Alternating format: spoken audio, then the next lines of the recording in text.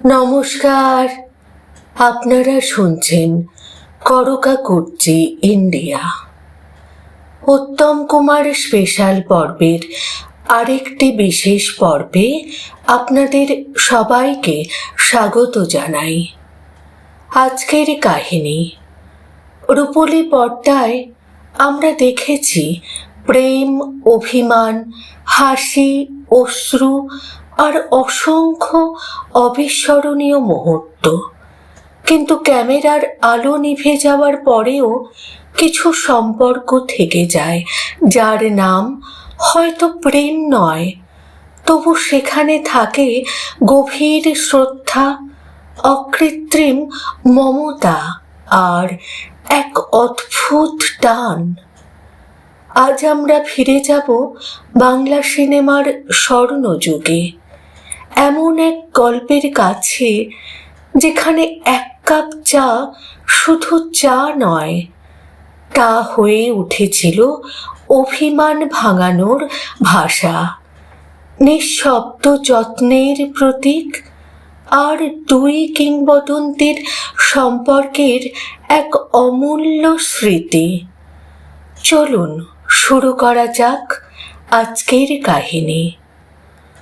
উত্তম সুচিত্রা শুধু জুটি নয়, এক ইতিহাস। বাংলা সিনেমার ইতিহাসে যত জুটি এসেছে, উত্তম কুমার ও সুচিত্রা সেনের মতো দর্শকের হৃদয়ে এত গভীর ছাপ আর কেউ রেখে যেতে পারেনি। তাদের চোখের ভাষা, সংলাপ, নীরবতা, সব কিছুই যেন আলাদা এক জাদু সৃষ্টি করত।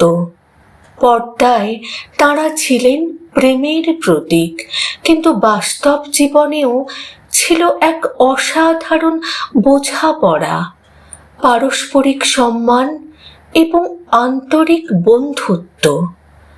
মতের অমিল হয়েছে, অভিমানও হয়েছে, কিন্তু সেই অভিমান কখনো সম্পর্কের সৌন্দর্যকে ম্লান করতে পারেনি, বরং ছোট ছোট মানবিক মুহূর্তই তাদের সম্পর্ককে আরো গভীর করে তুলেছিল।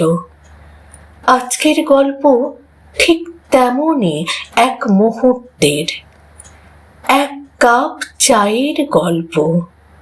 তরুণ কুমারের স্মৃতিচারণে জানা যায়, শুটিংয়ের ফাঁকে কখনো কখনো উত্তম কুমার আর সুচিত্রা সেন দীর্ঘক্ষণ গল্পে মেতে থাকতেন।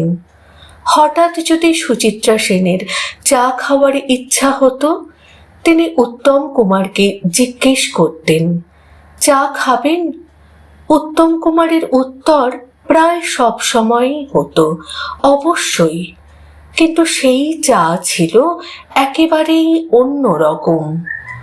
সুচিত্রা সেন বাইরের দোকানের চা প্রায় কখনোই খেতেন না, তাই তাঁর জন্য আলাদা করে রাখা হতো গরম জল, নিজের পছন্দের চা পাতা, দুধ, চিনি এবং সুন্দর সাদা ধপধপে কাপ প্লেট। চায়ের কাপ থেকে টি পট, সব কিছুতেই ছিল তার নিখুঁত রুচির ছাপ। তারপর তিনি তার নিজের হাতে ধীরে ধীরে চা বানাতেন আর সেই চা এগিয়ে দিতেন উত্তম কুমারের দিকে। উত্তম কুমারের নীরব ভালোবাসা ও শ্রদ্ধা। মজার বিষয় হলো, অনেকের মতে সেই চা সবসময় যে খুব সুস্বাদু হতো তা নয়, কিন্তু উত্তম কুমার কখনো মুখ ফুটে তা বলেননি, কারণ তিনি জানতেন নিজের হাতে এত যত্ন করে বানানো চা নিয়ে যদি কোনো নেতিবাচক মন্তব্য করেন, তাহলে সুচিত্রা সেন কষ্ট পাবেন। তাই তিনি নীরবে পুরো কাপ চা শেষ করে দিতেন। একদিন অবশ্য একটু মজা করে বলেছিলেন, চা কেমন হয়েছে সেটা বলবো? মুহূর্তের জন্য নাকি সুচিত্রা সেনের মুখে উদ্বেগের ছায়া নেমে এসেছিল। তারপরে উত্তম কুমার হেসে বলেছিলেন, দারুণ হয়েছে। আর সেই কথায় সুচিত্রা সেনের মুখে ফুটে উঠেছিল এক নির্মল মুক্তোর মতো হাসি।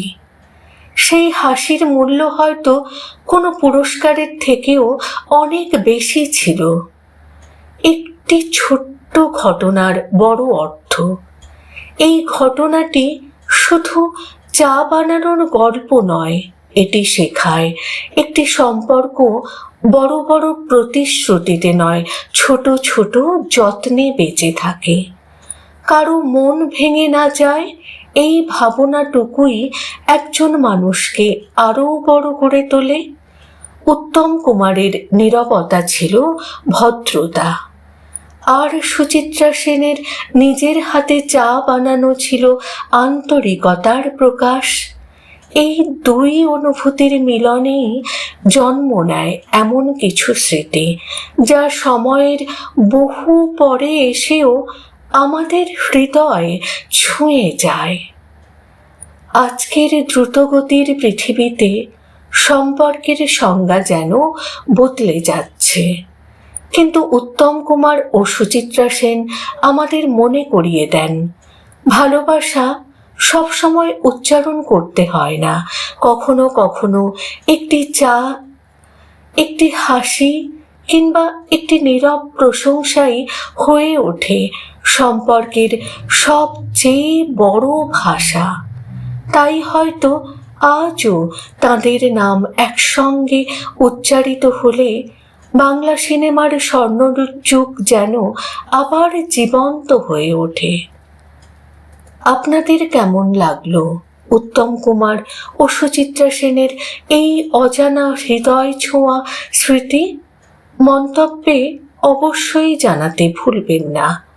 ভিডিওটি ভালো লাগলে লাইক করুন, প্রিয়জনদের সঙ্গে শেয়ার করুন এবং বাংলা চলচ্চিত্রের স্বর্ণযুগের এমন আরও অজানা গল্প শুনতে করকা কুর্চি ইন্ডিয়া চ্যানেলটি অবশ্যই সাবস্ক্রাইব করতে ভুলবেন না। আবার ফিরে আসব ইতিহাসের পাতা থেকে তুলে আনা আরেকটি সত্যি আবেগময় ও বিরল গল্প নিয়ে। ততক্ষণ পর্যন্ত ভালো থাকুন, সুস্থ থাকুন। নমস্কার।